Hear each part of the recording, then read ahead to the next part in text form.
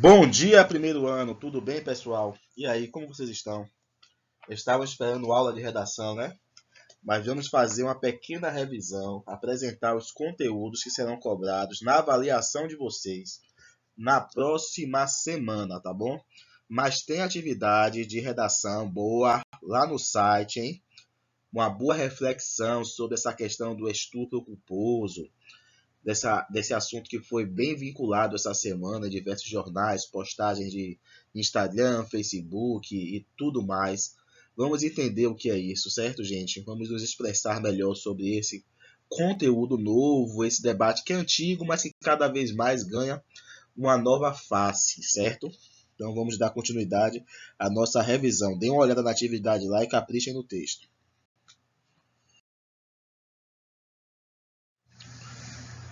Primeiro, vamos ver o cronograma, né? Língua portuguesa, a nossa parte gramatical é no dia 12 do 11. 12 do 11, que é uma quinta-feira, não é isso? 12 do 11. Ótimo. Hoje ainda é dia 5, não é isso? Então, na próxima semana, na próxima quinta-feira, nós teremos a nossa avaliação de língua portuguesa pelo Zoom. No dia 13 do 11, teremos nossa avaliação de redação. Aí será pelo Google Sala de Aulas, o Classroom. Falta definir o que, professor? O horário. O horário eu vou ver com a Ana Carla. Eu prefiro que seja pela manhã, né? Mas aí eu tenho que ver como os professores que têm avaliação no mesmo dia vão definir o horário para que eu possa colocar a redação em horário conveniente, né? Que vocês não deixem de fazer a avaliação de ninguém por causa de redação, nem deixem de fazer a redação por causa da avaliação de algum outro professor. Se o horário ficar apertado, aí pode ser que a avaliação de redação fique para a tarde, mas eu prefiro, sei que vocês preferem também, tudo pela manhã. E literatura no dia 16 do 11, que aí já é uma segunda-feira, já é o fechamento da avaliação. Tudo isso falta definir somente o horário, certo? Pode ser que língua portuguesa com o primeiro ano seja logo 7h30, né, que a gente faz logo, depois vocês fazem as outras, pode ser que fique para mais tarde, aí vamos ver. Observação importante, hein? O aluno deve estar com a webcam ligada no momento da avaliação. Ah, por que isso, professor? Nunca foi assim, por que isso agora? Porque cada vez mais surge a evidência de que o aluno pescou. Só que a gente não tem como provar. Então não posso ficar acusando, ó José, ó Pedro, Marcelo, você pescou pela sua resposta. Dá pra ver. Ah, como é que eu pesquei? Não acredito no meu conhecimento, no meu aprendizado, porque eu não estou vendo o que o aluno está fazendo, certo? Então é uma coisa que é uma necessidade que parte por conta de vocês mesmos. Por mim também, vocês ficavam lá no escurinho, respondiam tranquilamente, mas como sempre tem um e outro que não assiste aula, não faz nenhuma atividade. Aí chega no dia da avaliação, a gente percebe que aquelas respostas são copiadas de algum lugar, né? Então, só que a gente não tem como provar. Então avisa seus colegas aí, aqueles que não fazem nada, de repente estão nas avaliações, porque visualização de aula a gente tem o quê? 12, 13, 14. Atividade chega no WhatsApp 8, 7. Aí dia de avaliação tem 22, 24, 26 alunos, né? Então aí vocês tiram como é complicado a vida do professor para avaliar o aluno que a gente sabe que está pescando, que não faz nada, e colocar a mesma nota do bom aluno que tem feito tudo. Então já passem aí para a galera que tem que estar com a webcam ligada, hein? Esse é o cronograma. Assuntos de língua portuguesa. Aí nós temos umas importâncias, certo? Adjetivo. Adjetivo é um assunto que vai ser bem explorado, certo? Vai ser bem explorado. Provavelmente cada aluno vai responder 2 ou 3 perguntas em língua portuguesa somente de adjetivo, ou talvez até mais. Quem sabe um responda 5, as 5 só de adjetivo, porque é um assunto realmente que pede isso. Por que pede isso? Porque eu tenho adjetivo simples e adjetivo composto. Diferencie adjetivo simples e composto e exemplifique. Formule uma frase com o uso do adjetivo composto. Qual o plural do adjetivo composto? Tal. Na frase, passe a frase que tem um adjetivo composto para o plural. E aí os dois termos vão para o plural. Como é que funciona? Aí nós temos muitas questões nisso aí. Adjetivo primitivo, adjetivo derivado. Aí temos também A locução adjetiva, adjetivo pátrio também é importante, hein? Posso perguntar a você, quem nasce em Goiânia, qual é o adjetivo pátrio que deve ser atribuído? Quem nasce em Chicago, olha só como é que chama. E aí, você sabe?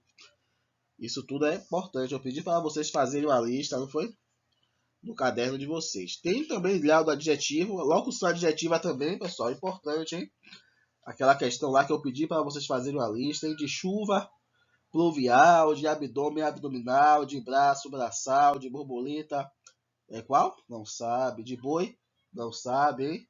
De cobre? Não sabe. Isso aí com a webcam ligada, você precisa ter conhecimento realmente, hein? E aí nós temos também a questão que eu falei do plural, que é a questão da flexão do adjetivo.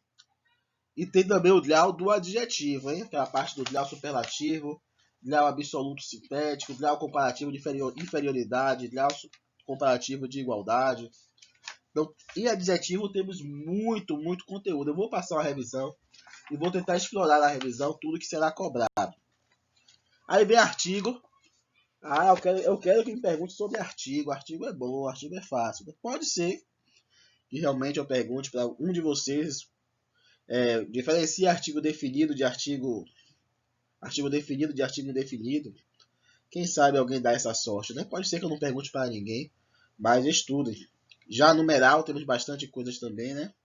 Posso pedir para você dar um exemplo de uma frase com um numeral cardinal, numeral ordinal, numeral multiplicativo, sabe diferenciar? Interjeição, nós temos muitas classificações. Eu quero um exemplo de uma frase com interjeição que apresenta ânimo, que apresenta saudade, que apresenta diversos tipos de sentimentos. Então o aluno precisa ter conhecimento sobre isso.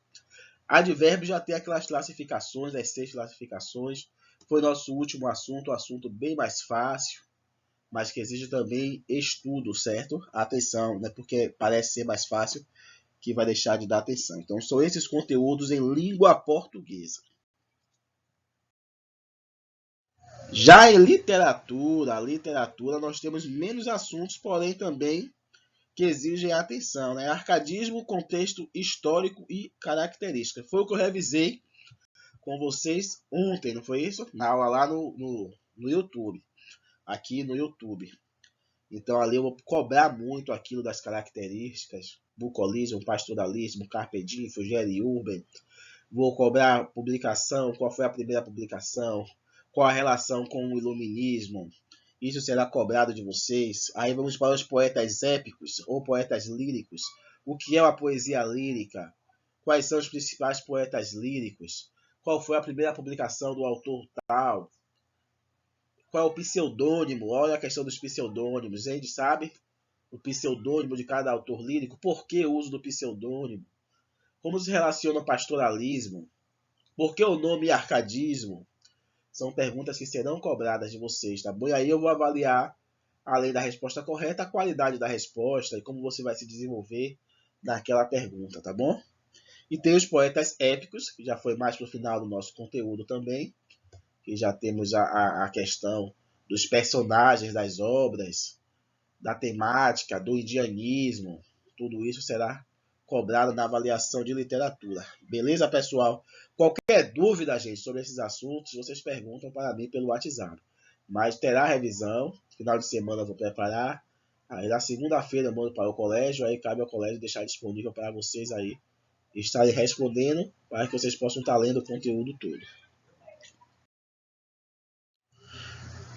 Como é que eu vou estudar se eu não tenho módulo, se eu não faço as coisas no caderno? Aí fica difícil. Então, pegue esses dias para atualizar seu módulo e seu caderno. Se você tem um módulo de enfeite, não adianta, hein?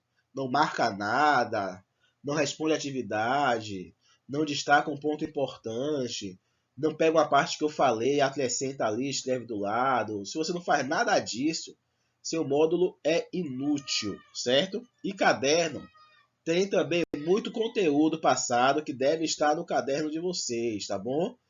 Esses tópicos das aulas, os pontos que eu falo, você pode copiar tudo isso no caderno. Muitas vezes o aluno que não tem o módulo tem tanto conteúdo no caderno quanto o aluno que tem módulo, se ele souber aproveitar a aula, certo, gente? Então atualizem aí, final de semana, atividade para casa é essa aí, hein? Bom final de semana, pessoal. Até o nosso próximo encontro na avaliação, hein? Qualquer dúvida esses dias, pergunta para mim. Tchau, tchau.